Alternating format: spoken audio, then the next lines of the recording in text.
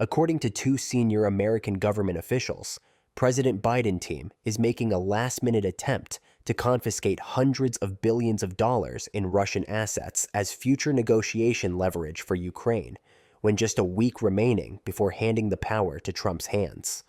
Biden's top advisors have been trying to persuade Western allies to back the transfer of some $300 billion in Russian funds into a special escrow account that would only be released in the event of a peace agreement.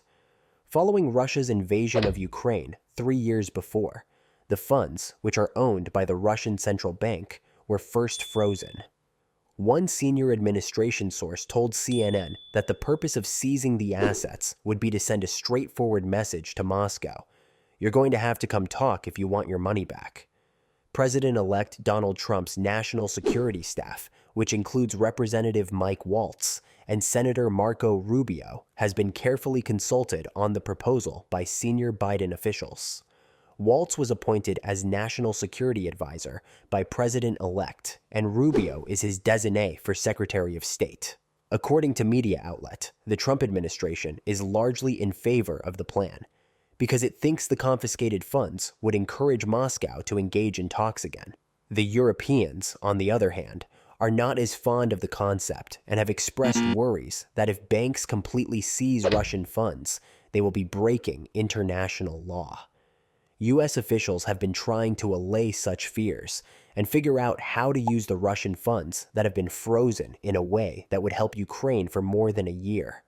In what was perceived as a compromise, the G7 nations decided last year to lend Ukraine the interest that had accumulated from the frozen assets, which yield an annual return of almost $5 billion. The White House has long favored using the $300 billion in Russian funds that have been blocked to help rebuild Ukraine and give Ukraine more clout. According to a White House official, Biden has personally brought up the subject with G7 leaders in recent meetings. Ahead of Trump's inauguration, the Biden team has spent the last several weeks searching for more strategies to strengthen Ukraine's military standing and financial situation. New penalties against covert vessels carrying Russian energy were imposed by the United States last week. The White House announced a day earlier that it will send a last $500 million batch of armaments, increasing the total security aid for Ukraine to above $65 billion.